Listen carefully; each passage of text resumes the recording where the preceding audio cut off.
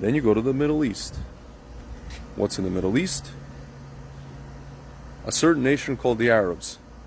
Folks, how many countries, how many states do the Arabs have? Okay, Croatians have Croatia, Serbs have Serbia. Even though it's entirely possible they may be the same peoples, but that's a different story. Poles have Poland. The Ukrainians have Ukraine.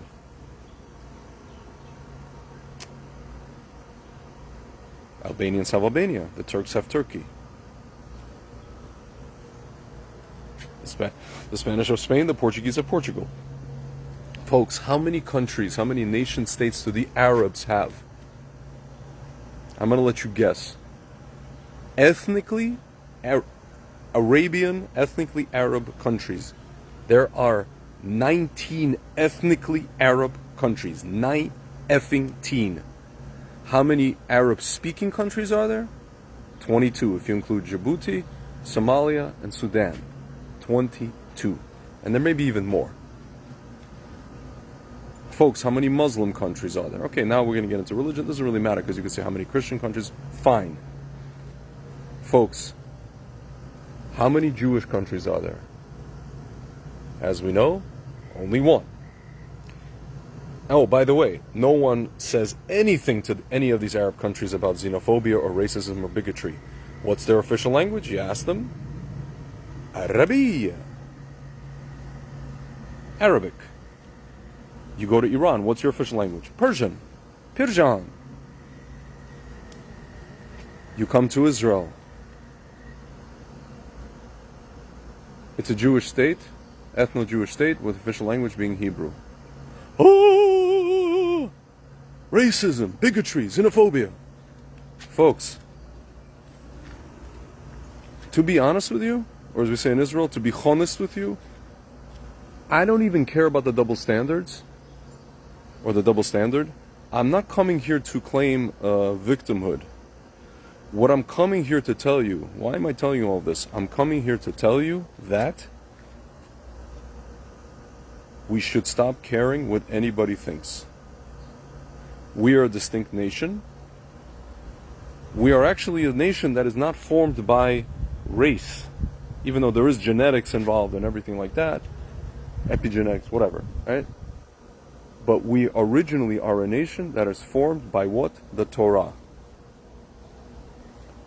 We are not Western Europe, who's going to have what's called multiculti and let our country be taken over by a foreign entity.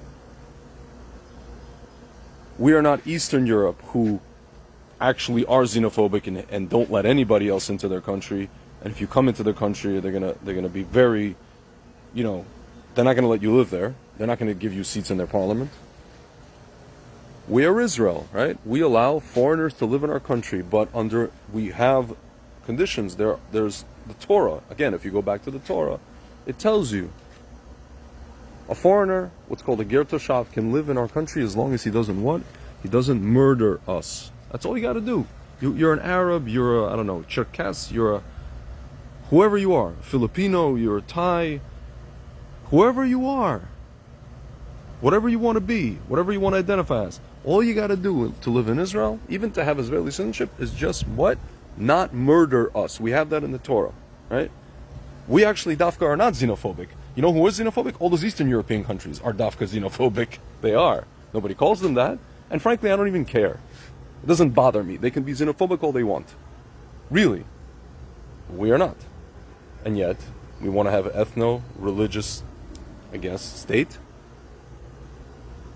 Only one Jewish state, as opposed to the 19 Arab ethnic states and 22 Arabic-speaking states. The world loses their mind. Folks, if they lose their mind, what does that mean? That means we shouldn't look to be a victim and look to point out double standards and this and that. Honestly, I don't really care. This is why I don't really understand why the Hasbara community does that all the time. Oh, please. Folks, we should just stop listening to them. Put on your headphones, or as in Russian we say, положи бананы в уши, stick bananas in your ears, and that's it, and just go about your business. Just own it. Own your history, own your land, own your identity, own your Torah, and that's it. Because you see, these people live how they want to live. They want to have an ethno-state, they go have an ethno-state. They want to have a multi-culti fruitcake state where they let half the world in and, allow caliphates. They do that. Nobody says anything to them, and if you do, you're a racist. They want to have a melting pot state experiment. They do that. They want to have an entire continent based on one language, with the exception of one country. They do that as well. Nobody says anything to them, folks. Nobody says anything to them. Official language, Spanish, for like 20 countries, 22 countries in one continent. They want to own 22 countries? Or 19 countries? They want to conquer half the freaking continent? No one says anything to them. Nobody calls them racist. Yeah, that you have to accept. The Arabs, this is history. They've been here for years, even though they conquered the Berbers and whoever. Okay, that's history, folks. But the Jews... Folks, I have this dynamic in my life where I literally find myself, and I'm sure there's other people who can empathize with what I'm saying, I find myself doing something that others do, or saying something that others say, and those people, when they do it or when they say it, nobody says anything to them. When I do it and say it, I get, garbage thrown in my face. Okay. I'm a social Jew. You know what I mean? Guys, you know what that means?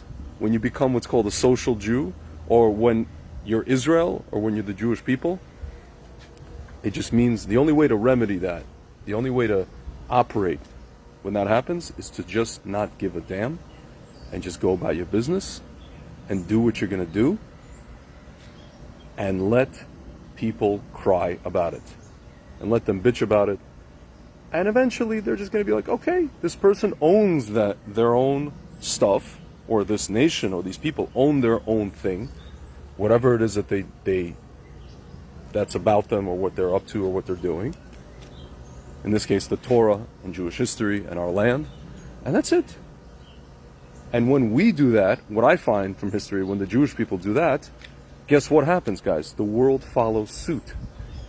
The world follows suit, as opposed to us answering them and saying this and saying that and doing, all kinds of pretzel contortions to say how moral we are and this and that, and no, we just want this, and look how many people we allow into the country. Look who's in our parliament. Folks, we have a fifth column in our parliament called the Arabs. The ones that have 19 countries that surround us and want to kill us. We have 10 of them in our parliament. How stupid is that, right? That's stupid, right? It's very stupid. It's suicidal almost. No, friends. I'm not here to claim, victimhood. And I'm not here to whine about double standards. What I'm trying to tell you is, as we say in Russian, если уже так, if it's already like this, then we might as well just own it. If they already hate us, there's nothing we can say to them to make them like us. If they already think that we're committing, God forbid, whatever it is that we're committing, we might as well just do what we need to do and finish off our enemies. You understand? That's it, guys. It's that simple. Just own it. Peace.